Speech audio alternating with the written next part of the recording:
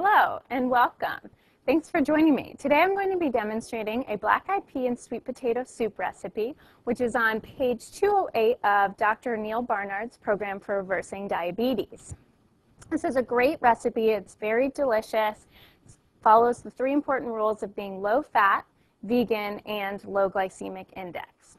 So to get started, I have 1 onion and 3 cloves of garlic that I have basically just steam fried here until they're soft and a little bit translucent in color.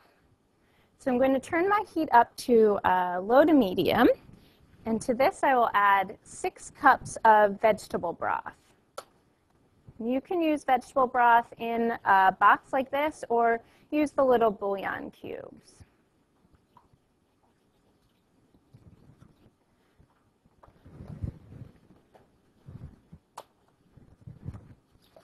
And this is quite a bit of vegetable broth. Since it is a soup, we want it to be nice and soup-like.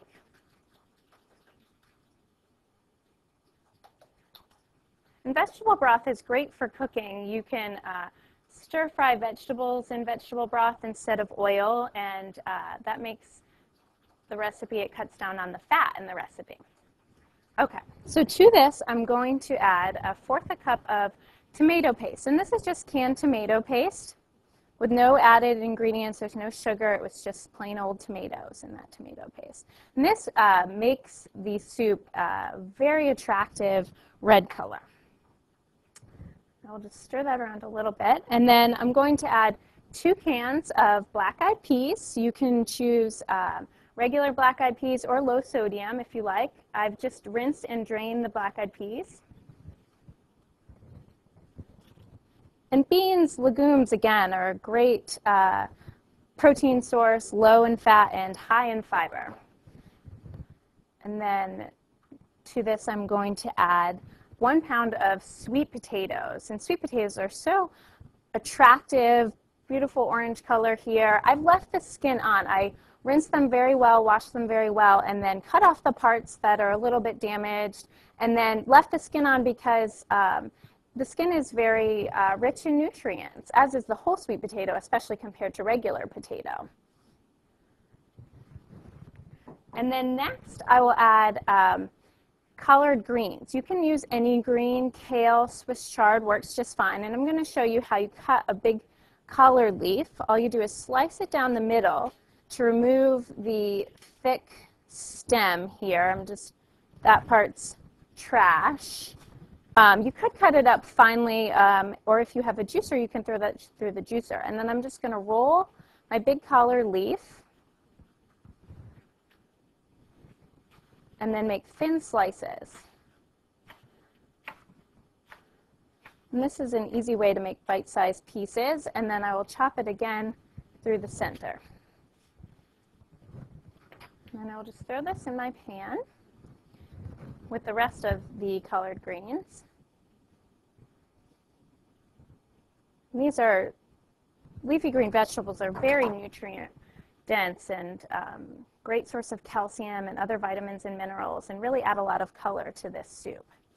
So I'm mixing everything together, and I'm going to turn my heat up a little bit because you kind of want to not have it boiling, but have it warming so that the sweet potatoes can soften.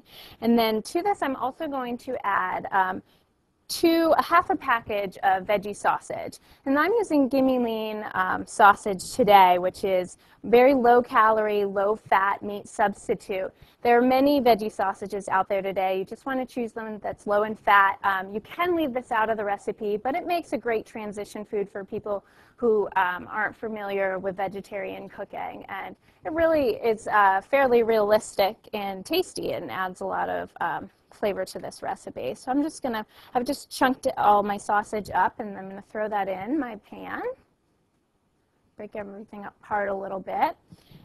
And then I'm going to add spices. Today I'm using liquid smoke, which is just adds a kind of like hearty, rich flavor to the soup. And I'm just going to add a few dashes of it. It's pretty powerful stuff.